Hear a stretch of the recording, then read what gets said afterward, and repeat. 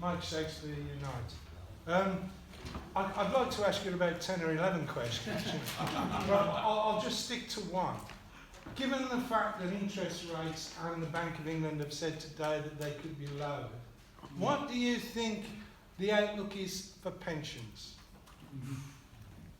Second question.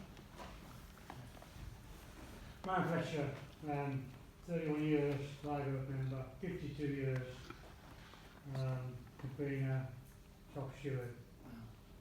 I know you're thinking I've got a golden up, do I? But that's true. Just to dispel a myth, and I agree with what Michael said, Brexit or Corbyn in this generation, bear in mind that in 2017, the same Jeremy Corbyn and the same manifesto, and he almost won the election. If he was backstabbing Labour MPs, we would have won, right? So when I was knocking the doors, the first thing that hit me was, we're not voting for you because you're staying on Brexit. You're ratted on our vote. Corbyn was mentioned very, very rarely, right? Bear in mind, 64% of Labour constituencies voted Leave. Yep. That manifested itself into us losing 54 seats and 52 seats were in Leave constituencies. That's the main issue.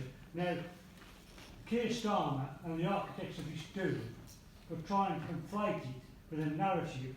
It was Corbyn, or it's a complicated issue. No, it's not.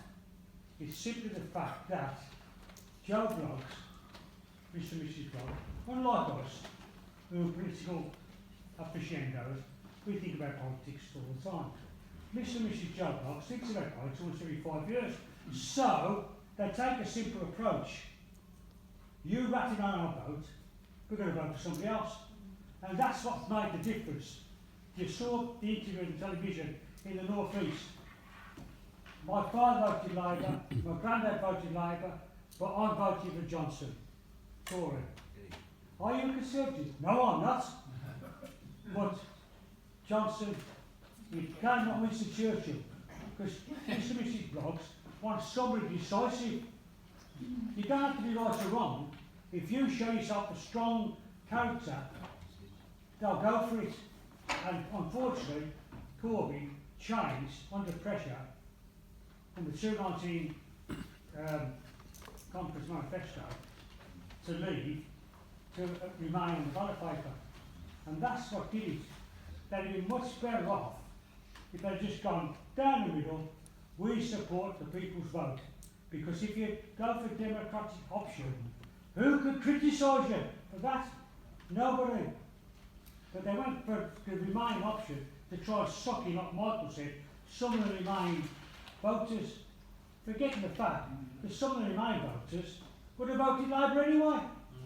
So that's the issue here, you know. And Corbyn, an honourable man, very honourable man, how come the public perception is Johnson's all right man, biggest liar out, had sacked 3 times for lying, and Corbyn's not a nice person. But you see, the media sorted, and, hang on, Chair, also, the BBC, Laura Klusenberg, was virtually the spokesperson for the Tory party. They twisted everything he said. The anti-Semitism being there, banged on and on and on. Are you going to apologise? Are you going to apologise? It eventually cracked. Big mistake. Johnson was asked about his racist slurs about Asian people, Muslims. They asked him once, he refused to answer, never asked him again. That's the problem. You're right, Michael. Thank you. I'll take it. Really good. NEU and Treasurer of the Department of TUC. We did originally invite Michael to, before the general election, to talk about Labour's new radical economic policy. And I think what you sort of could say a little bit on that, because I think one of the very interesting things in the last few years is that developing of a sort of implicit anti-capitalist policies developed. And you have to look back into the 30s and 40s when Labour was so radical. In 1944, Labour economists called for the nationalisation of banks. Clement Attlee wrote a book, saying is there a constitutional road to socialism. So if you can say a little bit about that. I very much agree with your analysis of the election, and I think it's quite important. You know, you have this diatribe that the election was the worst since 1935. Actually, the vote was considerably larger than recent. For instance, in 2010, Gordon Brown got 8,600,000. Corbyn got 12,800,000 in 2017, but he got 10,295,000. That's about 1.5 million more than Brown got.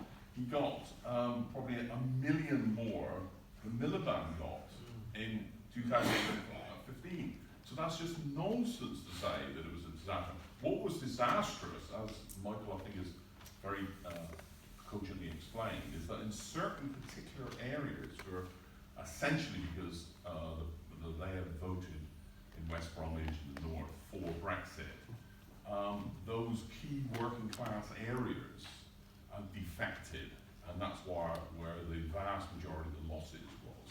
Because the Labour Party didn't repeat the position they had in 2017, which was to say, we will implement the decision of the referendum. Yeah. That was a disaster. Just lastly, saying, what my strong impression of the last 9 years is that the Labour Party, apparatuses, councils, and even membership have gone along largely with austerity. You know, we have this council closing all the nurseries, privatising the nurseries, massive cutbacks in libraries. Unless the Labour Party, in collaboration with organisations like Birmingham Against the Cuts, which I've circulated a leaflet, can develop campaigns against these austerity and say there is an alternative to Tory austerity, people will just say, well, these closures into cutbacks are normal, there's no alternative. So unless the Labour Party turns towards that, fighting them in the streets, as they say, and fighting them politically, and if we have some sort of Jess Phillips and all this nonsense coming to power, that will just reconfirm the collapse of the Labour Party in the next period. Okay, 3 more. I'm writing them down. Okay. I only go on for 10, 15, 20, 50 minutes. Okay, so That's all I'm welcome. okay, 3 more indicated. Yeah. Stop. Yeah, Kathy Gaffney, Unite 7865. I just want to make a couple of observations, because I think in terms of looking at the election, I think we've underestimated what people feel about what they see as democracy and what was voted for, because more so than whether people were for or against Brexit almost, a lot of the people I've spoken to have said, you know, we voted and the votes are getting disregarded and all that kind of thing. And people don't get to vote very often, so when they do, it's a big thing. And I think this applies in Scotland as well, so that people who were supporting the Labour Party, above all, they think that the people of Scotland should have the right to decide about their future, whether they actually want independence or not. They think there should be that democratic thing, and if that hasn't been supported by the Labour Party, then they see that as an attack on the democracy. So more important than the actual issues themselves, it's the right to be able to choose. And I want to say something about what I'd like to see left-wing economists doing is more of is getting the arguments into places where they don't normally go. I mean, I was working for a trade union, but I didn't see much anywhere really in terms of some counter-arguments to why the whole austerity thing didn't work. And the only union leaflet I could find, the PCS one, that went into the arguments. So here was me working for one union, but getting all these PCS leaflets to hand out to people. And on that kind of level, you see so little of that. And these, what people see as common sense arguments about things, which aren't really common sense if you actually look underneath and through the whole thing, is how you get those quite simple question and answer type things across to people who are not going to be looking at loads of graphs and what is quite, you know, difficult things. But the newspapers that they are reading are putting things in very simple sense and backing up this, what people see as a sort of common sense thing, and that you haven't got the counter to that. Thank you. Doug Morgan from the NEU. I want to really start from there actually, because there's a reason that you couldn't find leaflets from the unions demolishing austerity, and that's because for a lot of them they haven't done it.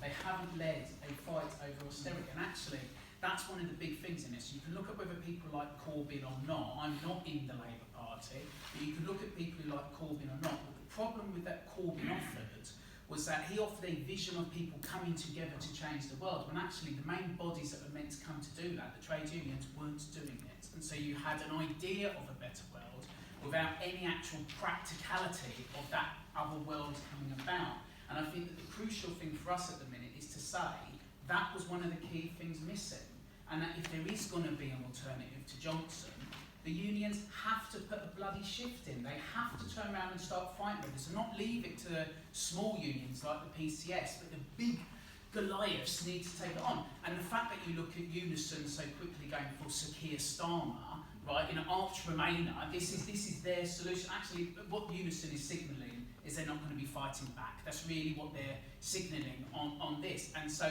I think it's almost impossible to get a Corbyn-style government if there isn't a fight back on the ground. And I think for me, that makes it the other question.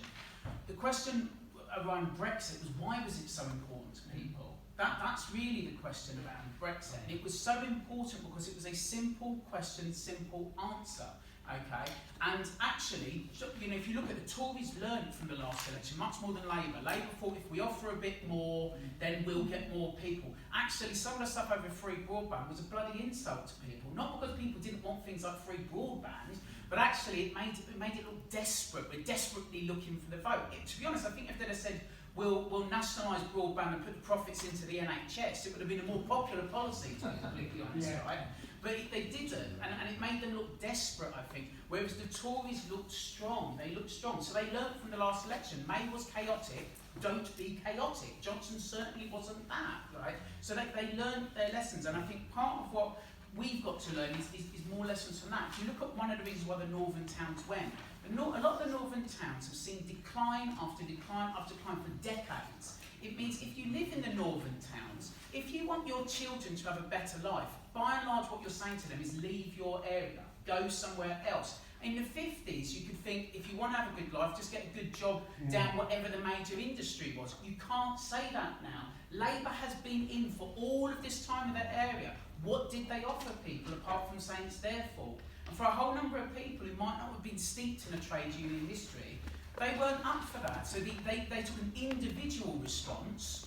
We'll vote for Johnson this time or whatever, or we won't vote at all, because the collective response wasn't there. So I think one of the key things, that's the Becky, if people are in the Labour Party, don't get, the key argument is not about which person coming, who all of them are going to be worse than Corbyn, which person coming is the one to look to. The key thing is, do you galvanise the hundreds of thousands of people, the millions of people who voted, into a serious opposition to this government?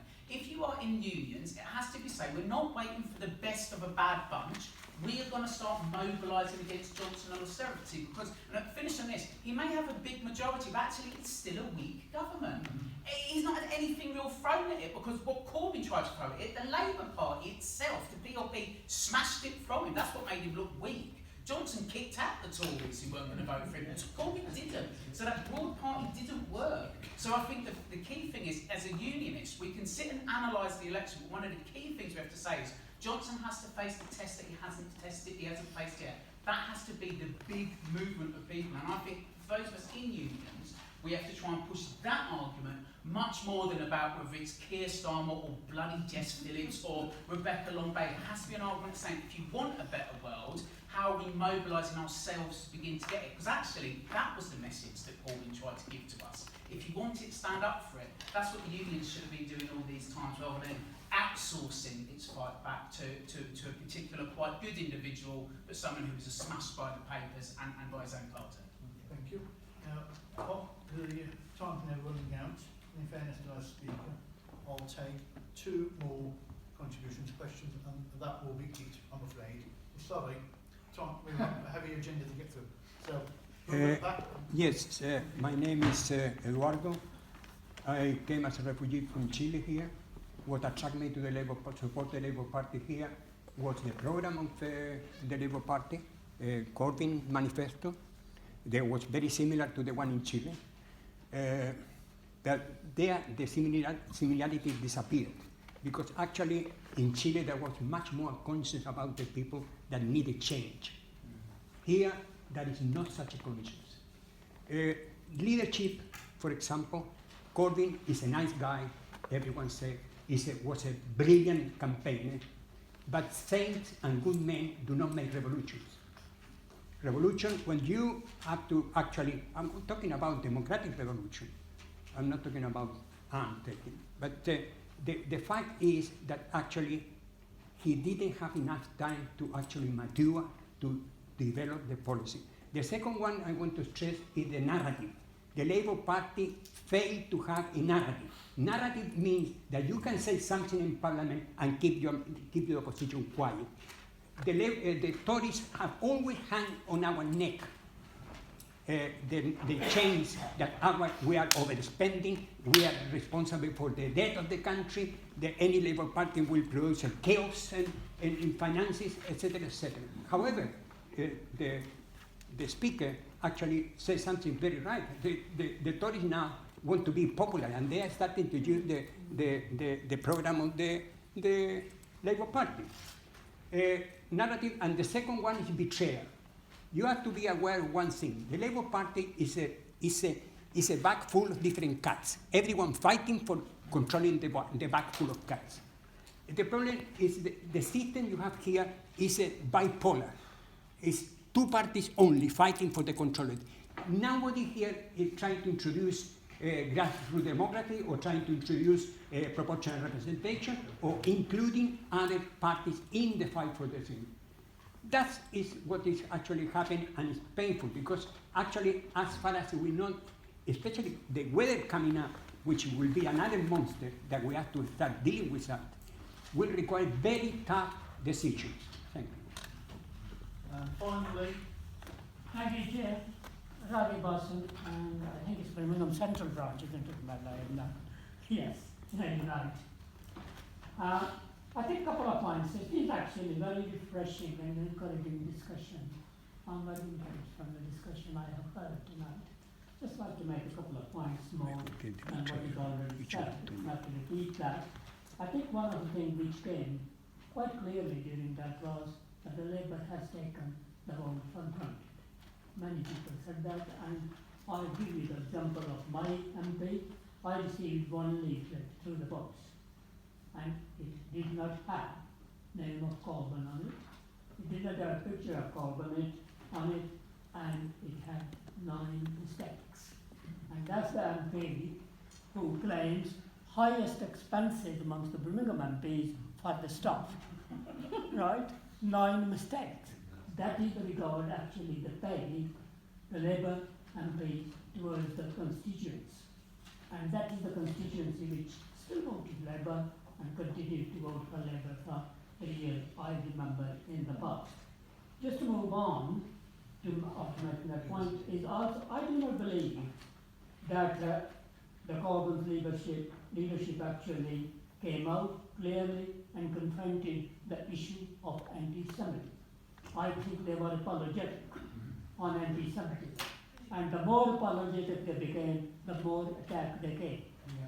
They should have come out and clearly stated what is the real issue. And the real issue in it was, in my view, Zionism and Israel.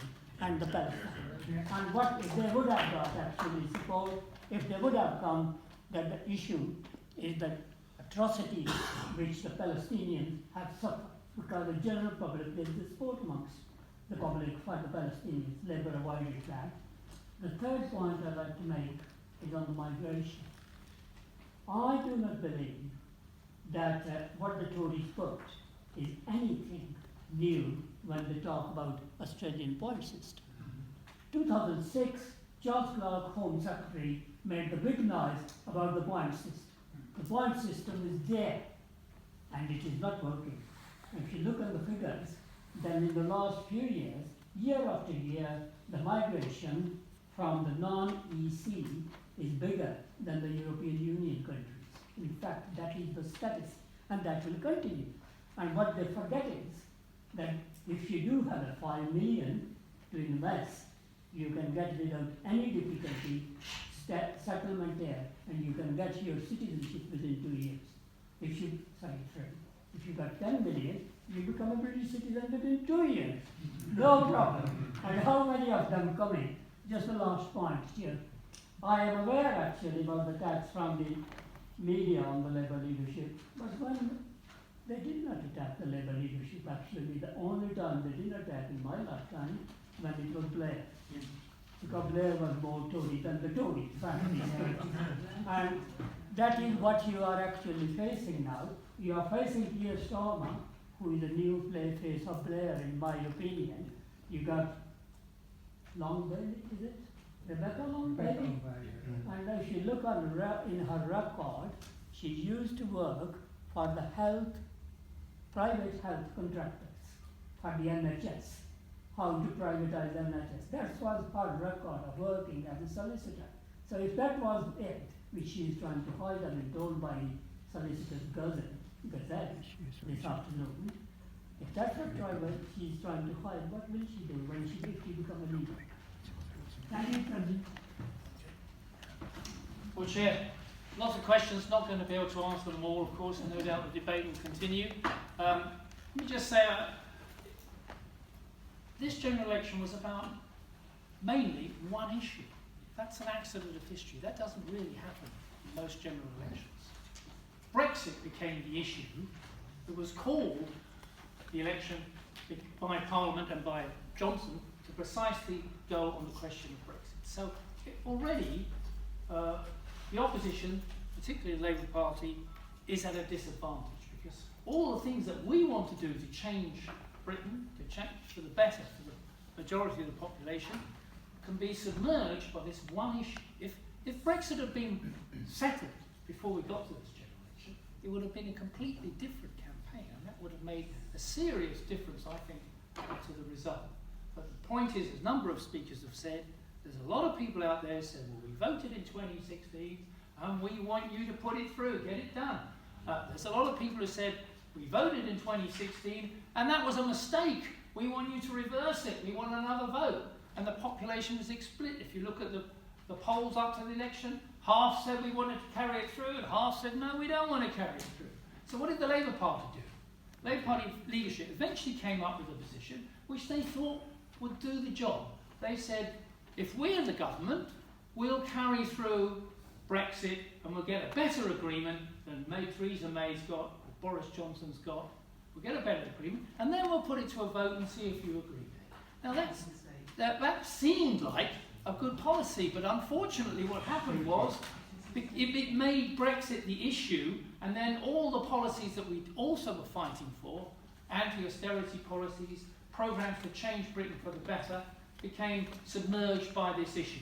And I know some of you are going to say, oh, that was a mistake because it meant that we lost all the Leave vote. Well, it's not entirely true. I looked at the figures. For example, in the South East, most of the Labour vote that was lost went to the other Remain parties. People voting for the Liberal Democrats in London, those that changed, not everybody changed, but those that did, because they thought that would get them a referendum or a revoking of Article 50 or whatever it was. And then the same in London and the South East, that's where the vote went. Up in the West Midlands, it was split. Half the vote was lost to the Leave voters who left, and half of who were Remain voters left. of those who left. I'm not talking about everybody, just those who left. Up in the north, it was massively those who had voted for Leave who left the Labour Party to vote for the Tories, and the same in Wales, and the same in the North East. And in Mid-West Midlands, it was 50-50. So it's, and actually the total amount of votes lost by Labour between 2017 and 2019, 2/3 of them were Remain voters who left and voted for the Liberal Democrats, or the Scott Nats, or the Greens.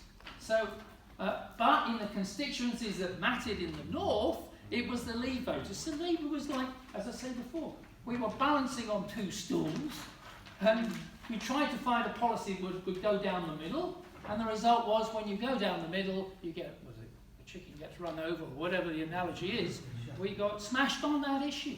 But as I say, on the programme, when you look at the individual parts of Labour's programme and all the social and economic issues, people are generally keen about them, insofar as they heard about them. And I gave you briefly the figures that showed that. That is the case. One interesting thing, by the way, then in the north, which region in the north was solidly stayed with Labour and didn't switch out either way? Merseyside. Merseyside massively stayed with Labour. It's in the north, contrary to what some people seem to be thinking. So it's not a straightforward issue. It's quite a complicated way in which the psephology worked out. But clearly, what mattered in the end of the day, in my view, is Brexit, and secondly, the question of Corbyn. Now, people say, well, if you think about it, Boris Johnson says, get Brexit done. 10 years ago, he was a strong EU supporter. He used to quote Churchill as saying it was good to have a European Union. So this is entirely opportunism on the part of a section of the Tory leadership who recognised that they could get power and sustain power by switching to this issue, which cuts right across everything else and ruined the possibility of taking up class and social issues on this basis, despite Labour's economic programme and plus the other factors that were presented. But I finish, Chair, to say that even so, the programme that the Labour Party put forward in this election on social and economic issues is the way forward for the next Labour Party. It has to continue to struggle against austerity, against the measures that the Conservatives are going to take on the NHS and education, on all the other measures which will attack the basic conditions of the working class, including, unfortunately, those constituencies that voted to put Tories in Darlington, in Grimsby, and all the others of the north. I just went down a list of some of those constituencies. As one point pointed out, what did Labour do during the period when it was in control to help these constituencies? Who was the MP for Hartlepool? Anderson. Who was the MP for Sagefield? Lost to the Tories. Who was the MP for Dunfermline? Gordon Brown. I can go down the other list of the cabinet members of the Blair government who held all these seats and never did anything in them to help the people in those constituencies. They, of course, would say, well, if we'd been standing, then we would have held those seats. Well, I'm not sure that they would if they Blair stood for, and Mandel stood for the EU and staying in the EU and all the rest of it. So we have to recognise that this was a very difficult position, in my view, for the Labour leaders. The programme that Labour leaders put forward is the right one to fight on. If we're talking about who's going to be the leader, then I think we should be analysing from the point of view, what programme are you standing for? To change Britain, to make it a place which working people can feel that they're making the progress. I'm not worried too much about whether you are a male or a female, black or white, or whether you are a great speaker or not a great speaker. What's the programme the Labour Party is going to fight on in the future, both in the regions, in the unions, and in the councils, and at the leadership as well? Because coming up ahead, as I said before, is a more difficult economic situation for capitalism over the next 5 years. Boris Johnson's government is not going to smoothly run through for 5 years, watching employment go up, wages go up, everybody doing well, nice public services, productivity going up, Britain wonderful, and that aircraft carrier continuing to fly in and fly out to the British Virgin Islands with all our money. That's not going to continue, but there's going to be a lot of problems for capitalism ahead, and this government will be tested. And it seems to me the aim of the labour movement is to pick ourselves up and restore our belief in the way in which we can change society for the benefit of people, and take the opposite, take it to the Johnson government over the next 5 years.